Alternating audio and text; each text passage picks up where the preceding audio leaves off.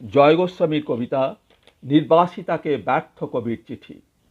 ঝাউপাতাকে রুগ্ন কবির চিঠির ৩৮ বছর পর। কবিতাটি প্রকাশ পেয়েছে রোববার ৯ আগস্ট ২০২৬ আনন্দবাজার পত্রিকায়। জয় গোস্বামী, তুমি দেশ হারাকে বলেছে এই পৃথিবী সঙ্গে নিয়ে উড়ে চলো তুমি সে ব্রহ্মাণ্ডে যার কোনো সীমা আজ খুঁজেই পায়নি বিজ্ঞানী দল। সেই সীমাহীনতায় গ্যালাক্সি থেকে গ্যালাক্সি পথ পার হতে হতে তুমি নতুন নতুন লেখায় জাগাও অভাবিত সব দেশ, যেখানে যখন মুক্ত চিন্তা চাবুক খাচ্ছে জাগিয়ে তুলেছ তার রাগ, তার অপমান বন্দিশ।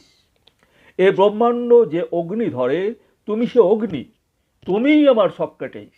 নির্বাসনের বিষপান করে মৃত্যু ফতোয়া মাথায় পড়ে আজও আছো। যে মুকুট জলে সুপারনোভার স্ফুরণে এই মৃত্তিকায় বসুন্ধরা এই ধরিত্রী নারী। নারী খননের সব অন্যায় বিচূর্ণ করে চলেছ লেখায় লেখায় লেখায় লেখায়।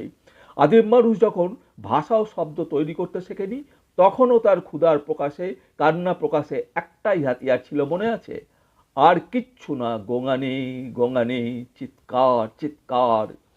সেখানেও ছিল আর্তি বলায় আদিবের অধিকার।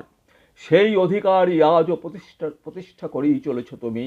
লাভা জ্বলন্ত আত্মজীবনী, লাভা জ্বলন্ত ভাষণে কে শোনে আর কে না শোনে সে কথা ভাবনি, ভাবছ না আজও, পরোয়া করো না তার। আমি তো ব্যর্থ কবি একজন, লেখা শেষ হয়ে গেছে, স্বেচ্ছাবসরে চলে গিয়ে তবু তোমার ফেরার দরজায় দাঁড়াতে চেয়েছি কয়েক মিনিট জয়টিকা দেব বলে। তবু তা হলো না। না হওয়া ভাগ্য মাথা পেতে নিয়ে জানি কদিন পরেই ভীরু ও নপুংসক এ ভাঙা শরীরে ফার্নেসে শোব, আর শেষ আগুনটি জ্বলা মাত্রই তা দিয়ে তোমার চিরসাহসের চরণ ধোয়াবো।